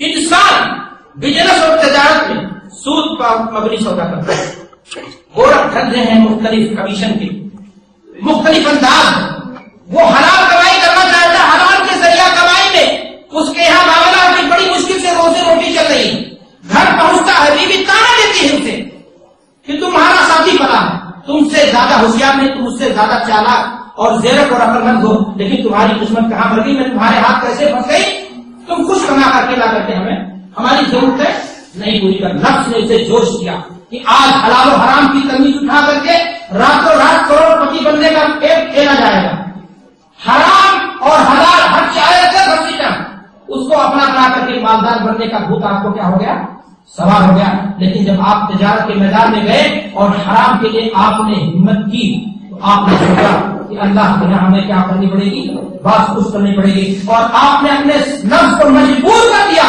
کہ حلال ہی سے کمائیں گے چاہے ہمیں 10 ریال کیوں نہ ملے، اور اسی کے ذریعہ اپنے اولاد کی تربیت کریں گے اور اپنے گھر کو چلائیں گے، اور حرام کے قریب ہم کیا ہوگا، نہیں بھٹکیں گے۔ اگر آپ نے ایسا کر لیا تو یقیناً کامیابی آخرت میں کیا ہوگی میرے بھائیوں، متعین ہوگی۔ اور اگر آپ نفس کے بہکاوی میں پہنچ گئے، لالچ میں آ گئے، تو پھر جان لیجیے آخرت میں کامیابی چھن جائے گی اور جہنم ہمارا مقدر بن جائے گی۔ تیسری قسم ہے صبر کی کہ انسان الصبر علی اقدار اللہ، میں نے آپ سے پہلے بھی کیا تقدیر کے مسئلے میں کہ انسان بیمار ہو گیا، لاکھ علاج کرا رہا ہے، کوشش کر رہا ہے، پوری جد و جہد لگا دیا شفا یابی کے لیے، اللہ سے دعائیں بھی کر رہا ہے، لیکن امتحان مرضی اس کی، بندے کو ابھی اور آزمائش کی بھٹی میں تپانا چاہتا ہے، اور بندہ ہے کہ ناسولا ہوتا جا رہا ہے، نتیجہ ہوتا ہے کہ جسپس ہوتا ہے اور غصے میں آتا ہے اور کہتا ہے کہ جو اترتی ہے فرض ہی نہیں آتی ہے، آپ رکھا ہے بلاؤ نے ہمارے گھر تو رکھتے کیا مرضی، اتنا آزمائے گا، ساری مشکلیں میرے حصے میں، پڑوس کے لوگ کافر، یہ فاسق اور فاجر اور سب عیش کی زندگی گزار رہے ہیں، اور تم نے ہمارے گھر میں بیماری مقدر کر دی، فلاں کا ایکسیڈنٹ مقدر کر دیا، فلاں کیس میں الجھا ہوا، تیری مرضی کیا ہے، نشکرا بن گیا، ناکامی ہو گئی، آخرت اس کی کیا ہو گئی؟ میرے بھائی اور دوستو، یہی صبر جو ہے اللہ انسان کو صبر جو ہے آخرت میں کیا کرے گا؟ کامیابی دے گا۔ بچہ بیمار ہو گیا، آپ اس کے علاج کے لیے ہاسپٹل میں گئے، آپ نے پوری کوشش کی، پورا پیسہ جتنی پاور تھی آپ کی، آپ اچھے سے اچھے ہاسپٹل میں اچھے سے اچھے ڈاکٹر کے پاس گئے، لیکن مرنا تھا، بچے کو مر گیا۔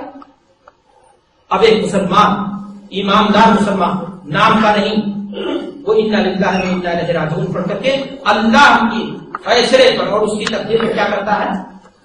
خلاص وہ صبر کر لیتا ہے اور امید کرتا ہے کہ آج اگر میں اپنی بیوی سے ملاقات کیا تو ہو سکتا ہے کہ اللہ تعالیٰ مجھے اس سے بہترین اولاد دے دے، ہو سکتا ہے وہ بچتا تو آگے چل کر کے جوان ہوتا اور اس کا کمایا ہوا پورا نام مٹی میں ملا دیتا، لیکن اس نے صبر کیا، وہ مر گیا، وہ آخرت میں بھی فائدے کا باعث بنا، اور اللہ تعالیٰ نے اسی دن جا کر کے اس نے اپنی بیوی سے ملاقات کی اور اس کے نتیجے میں اس سے سوال اولاد اس کو دیا، جو آگے چل کر کے اس کا نام کیا کیا؟ روشن کیا۔ لیکن ایک کافر ہی نہیں، آج کے دور کا نام نہاد مسلمان بھی کیا کرتا ہے؟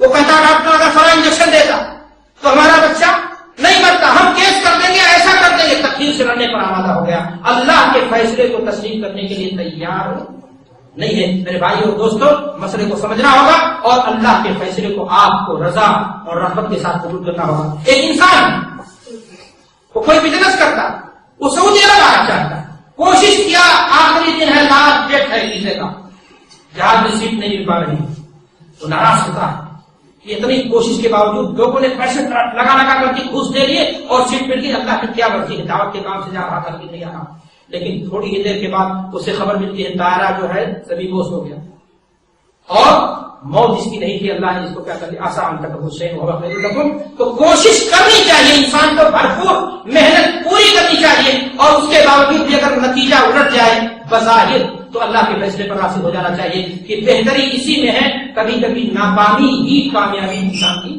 ہوا کرتی ہے۔ میرے بھائی اور دوستوں، اگر ایک انسان کے اندر چار صفتیں پیدا ہو گئی تو انشاءاللہ قیامت کے دن آخرت میں اس کے لیے کامیابی یقینی ہے، اور پھر اس کے بعد وہ زندگی شروع ہوگی، وہ زندگی یقیناً عیش کی ہوگی، عشرت کی ہوگی اور نعمت کی ہوگی، ورنہ پھر بربادی ہے۔ جس بربادی کی زندگی کے بارے میں اللہ کے رسول صلی اللہ علیہ وسلم نے فرمایا کہ قیامت کے دن ایک ایسے انسان کو لایا جائے گا جس نے دنیا میں کبھی دکھ دیکھا ہی نہیں، جس نے اپنی طاقت کا جھوٹا استعمال کیا، جھوٹی گواہیوں کے ذریعہ کورٹ اور کچہری میں بڑی انسان کو مجرم کو بری قرار دیا، اس لیے کہ امیرے کو الیکشن میں جتوایا تھا، سبوں نے اس کا سپورٹ کر دیا، لیکن زندگی ایک کنڈیشن میں گزاری تھی، اپنے روب کا، اپنی چودراہٹ کا، ذمہ داری کا، پہنچ کا اسے بڑا غرور تھا، لیکن اللہ کا بندہ نہیں تھا، اطاعت سے اسے چڑ تھی، رب کی نافرمانی سے اسے مزہ آتا تھا۔ اللہ تعالیٰ اسے لائے گا جہنم میں، ایک ڈبکی دلائے گا، کہے گا اے بندہ ذرا یہ بتا کہ دنیا میں تم نے کتنے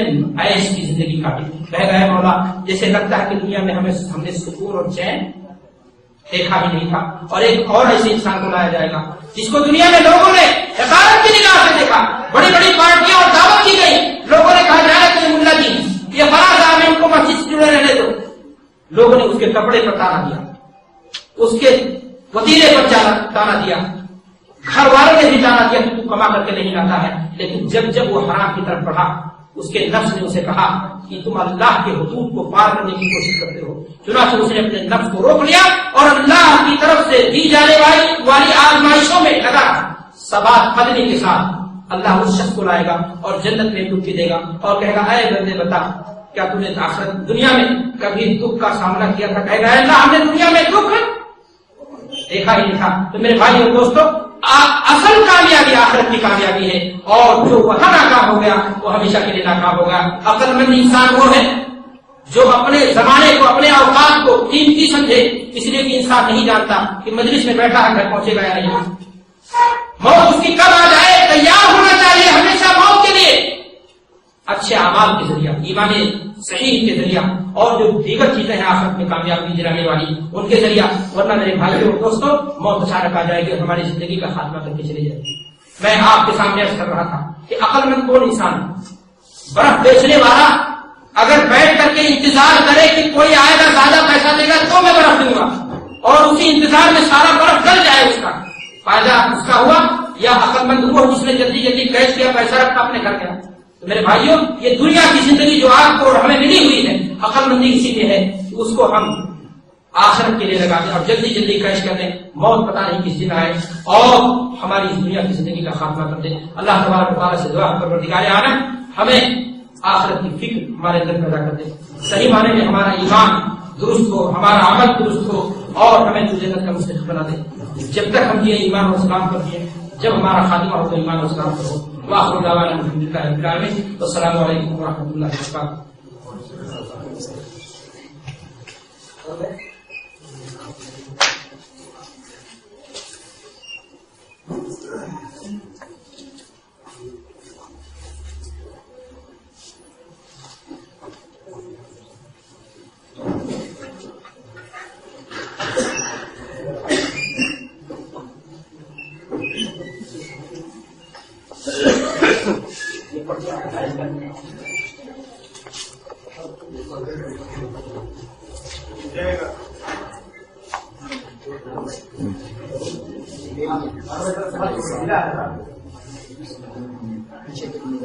سوال ہے کیا ہمارا حنفی یا شافعی ہونا لازمی ہے کیا ہے؟ تو بریلی کا بھی کوئی قادری، کوئی اجمیری، کوئی چشتی ہمارا ایمان ہونا چاہیے، اور کیا داتا اور قادر جیلانی اللہ کو نہیں تھے؟ اور کیا انڈیا پاکستان میں آپ کا کوئی جاگرہ جیسا مرکز ہے؟ اگر وہ اس کو نشان ہو۔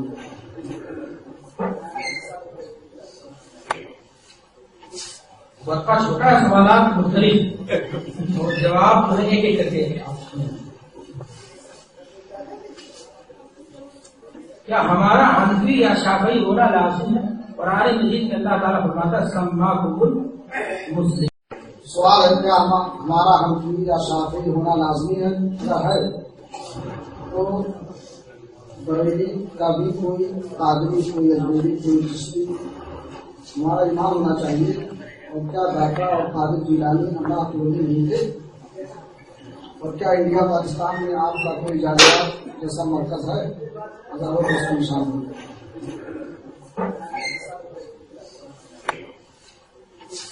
وقفہ چھوٹا ہے، سوالات مختلف اور جواب ایک ایک کر کے کیا ہمارا حنفی یا شافعی ہونا لازم ہے؟ قرآن مجید میں اللہ تعالیٰ فرماتا ہے سماکم مسلمین، تمہارا نام ہم نے کیا رکھا ہے؟ مسلمان۔ جس صاحب نے یہ سوال کیا ان کو اور سب کو جو حاضرین ہیں سب کو جواب مختصر یہ ہے کہ یہ نسبت حنفی یا شافعی یا مالکی یا حنبلی ہونے کی لازم ہی نہیں بلکہ اس نسبت میں جڑنا نہیں چاہیے۔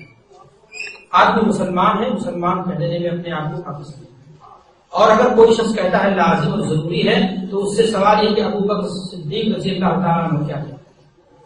حنفی تھے یا شافعی؟ صحابہ پورے کے پورے کیا تھے؟ حنفی تھے یا شافعی تھے؟ تو نسبتیں اگر ہمیں تقسیم کر رہی ہیں، ہمارے دلوں میں تفرقے کی بیج ڈال رہی ہیں، یہ ہمارے بزرگ تھے جنہوں نے دین کو سمجھنے کی کوشش کی، اور اللہ نے جنہیں علم میں یہ دلا دیا تھا، ان کے علم سے استفادہ، اور ان کی شخصیت ہمارے لیے محترم ہے۔ لیکن امت کو بانٹتے ہیں، یہاں تک کہ انسان لیبل لگائے گھومے، تختی اٹھا لے، کتبے ڈال لے، ایسا کوئی مسئلہ دین میں مرفوع نہیں ہے۔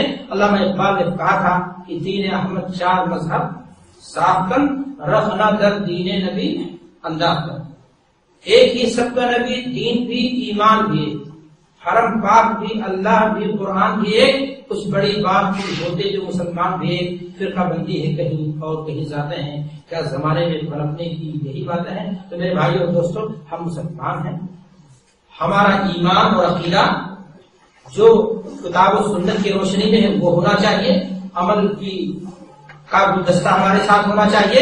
اب رہا یہ ہمارے بزرگ ہیں، ہم ان کے علم سے استفادہ کریں گے، اور سبھی ہمارے لیے محترم ہیں، ایک محترم ہو دوسرے سے بیزاری، دین یہ نہیں سکھاتا، دین سارے مسلمانوں سے محبت سکھاتا ہے۔ اس ناطے ایسی کوئی نسبت میں اپنے آپ کو کمپلسری یا ضروری قرار دینا غیر مناسب ہی نہیں، بالکل ہی صحیح اور درست نہیں۔ اب رہا انہوں نے مسئلہ کہا بریلی اور قادری، چشتی اور رضا خانی، یہ تو بہت ہی بات کی پیداوار ہے، اور ہم نے آپ کے سامنے ایک بات کہہ دی کہ من بدع به عمله لم يفد به، یہ قادریت اور چشتیت سے آپ کیا کرو گے، کیا فائدہ دینا چاہتے ہو؟ ابو جہل کس خاندان کا؟ قریش خاندان رسالت کا، رسول کا چچا، امر نہیں خراب۔ تو قادری اور چشتی یہ سلسلے، یہ نسبتیں جوڑنا ہمارے لیے قطعاً ضروری نہیں ہے، چہ جائے کہ ان میں ہم جا کر کے لپٹیں اور لطپت ہوں۔ بالکل یہ ساری چیزیں مسلمانوں کو تقسیم کر رہی ہیں۔ ہم مسلمان ہیں، ہمارا ایمان اور عقیدہ جو کتاب و سنت کی روشنی میں ہے وہ ہونا چاہیے، اور ہمارے ساتھ عمل ہونا چاہیے۔ ساتھ میں بھائی نے یہ پوچھا ہے کیا داتا اور قادر جیلانی ولی نہیں تھے؟ ولی کے معنی کیا ہوتے ہیں؟ دوست ہونا۔ اب ایک ہوتا ہے دوست ولی شیطان کا، اور ایک ہوتا ہے دوست اللہ کا، ولی اللہ۔ جو دین پر چلے گا وہ چاہے جتڑ کسان ہو وہ بھی ولی اللہ۔ اب رہا مسئلہ یہ شخصیتیں ہمیں حسن ظن ہے ان کے بارے میں، جو ہم کتاب اور تاریخ میں پڑھتے ہیں کہ یہ بزرگ ترین شخصیتیں تھیں، اللہ سے ڈرنے والی۔ قادر جیلانی یہ انشاءاللہ ولی اللہ ہے، لیکن آپ کا اس سے مقصد کیا؟ میں نے آپ سے کہا کہ ولی اللہ ہمارے سامنے مجلس میں بیٹھے ہوئے لوگوں میں سے بھی ہے۔ ولی اللہ وہی اللہ کا دوست جو دین پر چلے، وہ کیا ہے؟ اللہ کا دوست۔ اب جتنا جس کے یہاں یہ چیز ہوگی اتنا وہ کیا ہوگا؟ اللہ سے دوست، اللہ کا بڑا دوست ہوگا۔ تو یہ اللہ کے نیک بندے تھے، اور ہم ان کے بارے میں جو کچھ جانتے ہیں وہ ہم کو یہی پتہ ملتا ہے، اور ہمیں اس دوسرے سے رکھنا چاہیے۔ سوال اور ہے، کیا انڈیا پاکستان میں آپ کا کوئی دعویٰ سینٹر جالیات مرکز ہے یا نہیں؟ کون سا ہے؟ تو دیکھیں الحمد للہ تعالیٰ زمین زرخیز ہے، نہیں نا امید اقبال اپنی کشتے ویرا سے ذرا نم ہوتے مٹی بڑی زرخیز ساتھی، اسی ہندوستان کے دعویٰ سینٹروں، دینی درسگاہوں کے پرمردہ ہم لوگ ہیں، اور آپ کے سامنے کھڑے ہو کر کے بات کر رہے ہیں۔ الحمد للہ تعالیٰ ایک دو نہیں بہت ساری ہیں، بس آپ کی غیرت کا تقاضا ہے کہ آپ بھولے نہیں کہاں ہیں۔ اب آپ اس کو نہیں بھول سکے یا آپ اس سے نہیں بھول سکے تو یہ آپ کی کمی ہے۔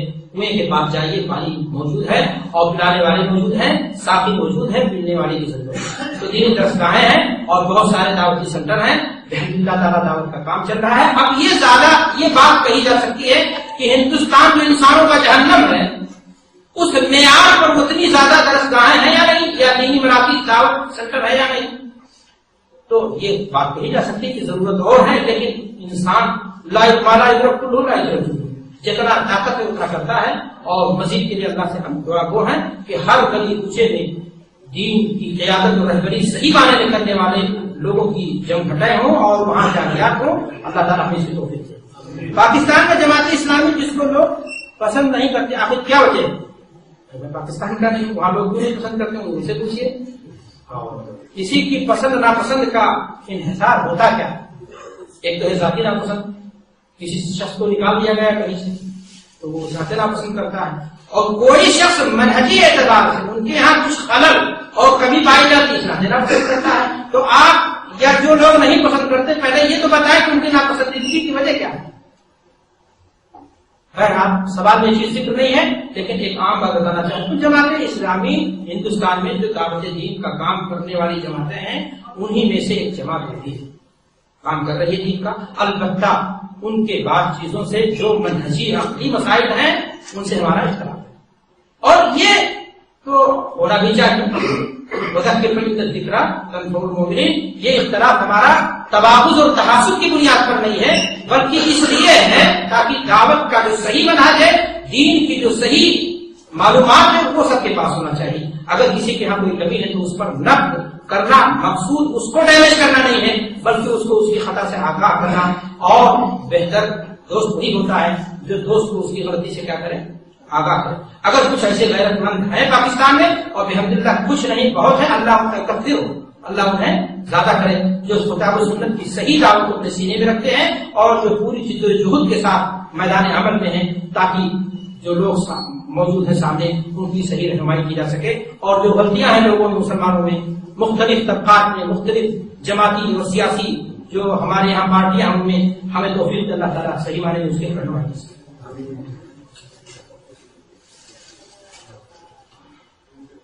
السلام علیکم.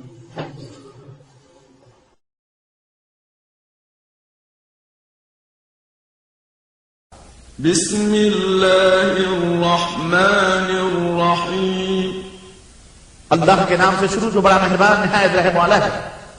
والعصر ان الانسان لفی خسر. زمانے کی قسم، بلا شبہ انسان گھاٹے اور خسارے میں. الا الذین آمنوا وعملوا الصالحات وتواصوا بالحق وتواصوا بالصبر. سوائے ان لوگوں کے جو ایمان لائے اور نیک اعمال کرتے رہے اور ایک دوسرے کو حق کی تلقین اور صبر کی تاکید کرتے رہے.